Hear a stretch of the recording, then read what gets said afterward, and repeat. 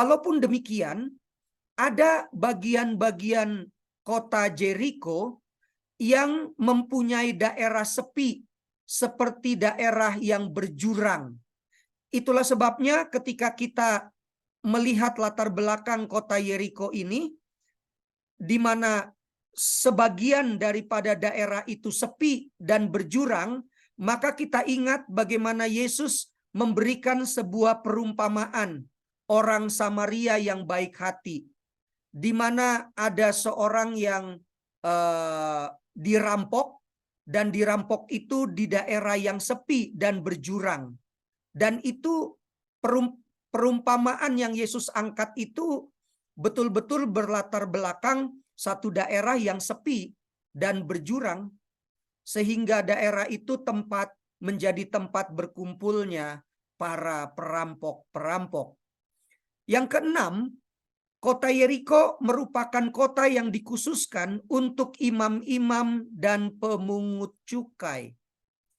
Semua ini saya dapatkan dari buku yang dikarang oleh Stefan Lex dengan buku yang dikarangnya Tafsir Injil Lukas. Jadi bila mana Bapak Ibu mempunyai buku itu, Bapak Ibu akan mendapati hal-hal yang merupakan keadaan geografis daripada kota Yeriko. Berikutnya, kota ini merupakan pusat lalu lintas perdagangan yang ramai dengan cukai. Bapak Ibu, kalau kita berdagang, pasti ada cukai ya Bapak Ibu, ada bea dan cukai katanya. Nanti kita lihat. Itulah sebabnya ada beberapa tempat di mana kota Yeriko dihuni oleh para pemungut cukai. Di samping itu, Yeriko juga adalah tempat tinggal pegawai dan tentara Roma. Dan Yeriko menjadi kota tujuan dan menjadi kota tempat tinggal bagi orang-orang asing yang berkunjung untuk waktu yang agak lama, bila mana mereka akan kembali ke tempat asal mereka. Sehubungan dengan kota Yeriko ini, maka ayat 2 dengan tegas berkata, di situ ada seorang bernama Zakeus, kepala pemungut cukai, dan ia seorang yang kaya. Itulah sebabnya tadi berdasarkan latar belakang yang sudah saya sebutkan mengenai kota Yeriko. Jadi kota Yeriko ini adalah kota yang khusus Bapak Ibu. Kenapa dia disebutkan khusus? Di sana tinggallah banyak sekali pemungut-pemungut cukai. Kenapa? Oleh karena pemungut cukai ini dipakai oleh pemerintahan Romawi sebagai penjajah pada waktu itu untuk mengambil pajak ataupun cukai dari semua orang yang ada di kota Yeriko.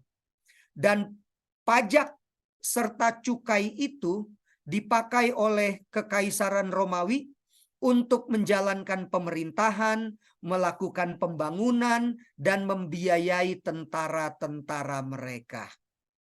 Yang menarik bukan soal pajak atau cukainya Bapak Ibu. Yang menarik adalah yang melakukan pekerjaan menarik pajak dan cukai dari orang-orang yang ada di kota Yeriko adalah orang-orang Yahudi. Dengan kata lain, mereka bekerja mencari nafkah, tetapi sayangnya karena mereka bekerja untuk Kekaisaran Romawi, mereka menekan pajak dan cukai dengan harga yang tinggi, mencekik leher. Bila mana kita melihat kata Zakeus, dalam bahasa Yunaninya Zakaios, bahasa Ibraninya Zakai. Bila mana kita melihat arti kata Zakaios dan Zakai, artinya bagus Bapak Ibu. Arti daripada nama Zakeus adalah murni atau tahir atau bersih boleh, atau tulus boleh Bapak Ibu.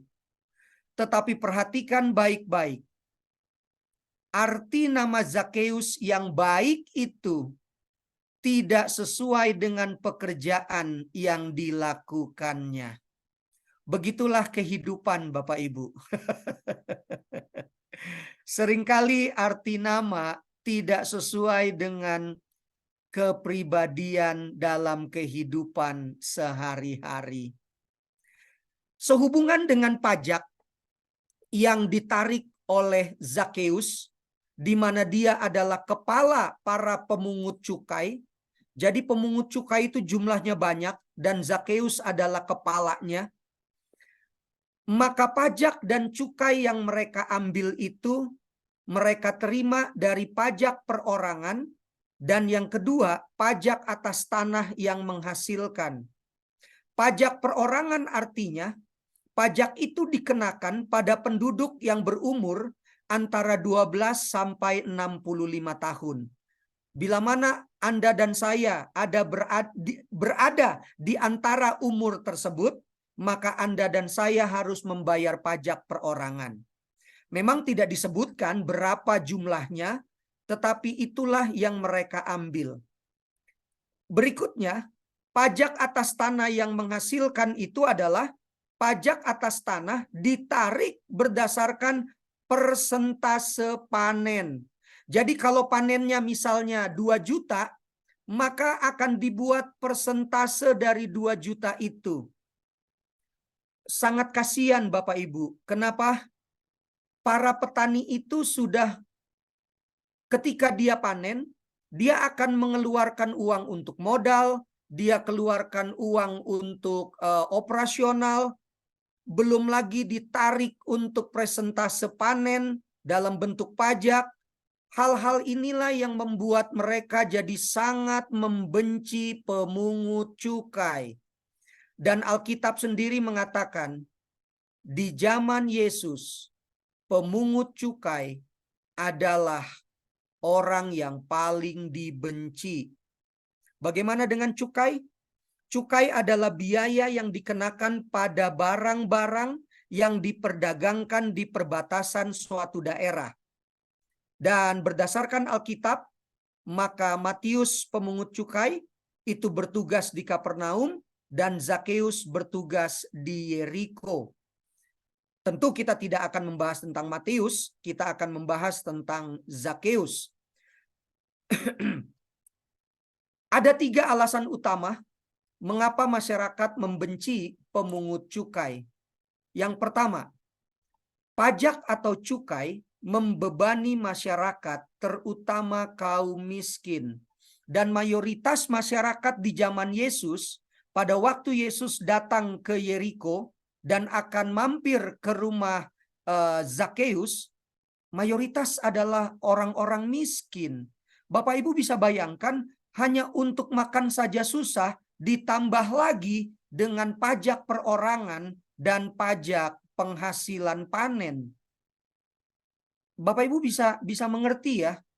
Itulah sebabnya mereka, kalau saya gunakan bahasa gaul, mungkin mereka mengutuk, kira-kira begitu ya. Mereka mengutuk-ngutuk para pemungut cukai. Yang kedua, para pemungut cukai dibenci juga karena mereka dianggap pengkhianat karena membantu penjajah.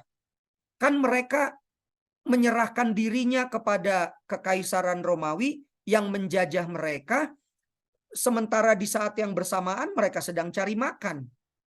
Yang ketiga, bagi seorang Yahudi, garis keras semacam orang Farisi atau kaum Zelot melakukan kontak atau berkomunikasi dengan orang asing, apalagi penjajah, adalah dosa besar.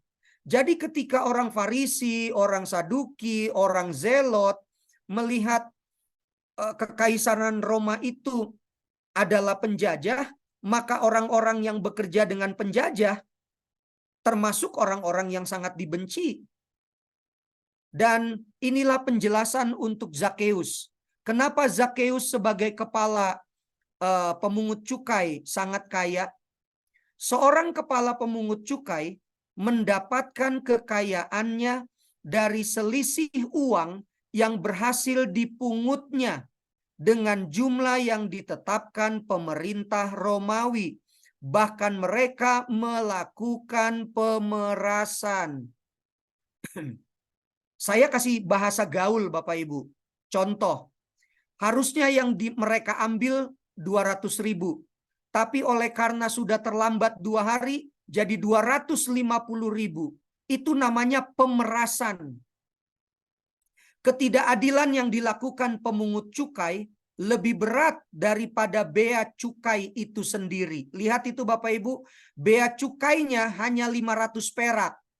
Tetapi apa yang dilakukan oleh para pemungut cukai melebihi 500 rupiah yang adalah bea cukai itu sendiri. Betul-betul ini sebuah pemerasan. Zakeus sebagai kepala pemungut cukai dipandang sebagai pendosa terbesar oleh mayoritas masyarakat pada waktu itu. Jadi adalah hal yang lumrah bila mana ayat Alkitab mengatakan bahwa Zakeus seorang yang kaya. Tetapi rupa-rupanya tanpa kita sadari, di Alkitab tidak ada Bapak Ibu. Saya dapati itu di beberapa buku yang hampir sama menceritakan tentang Zakeus. Sekalipun demikian, tindakan Zakeus dalam hal mengambil pajak dan cukai, secara diam-diam Zakeus adalah seorang yang protagonis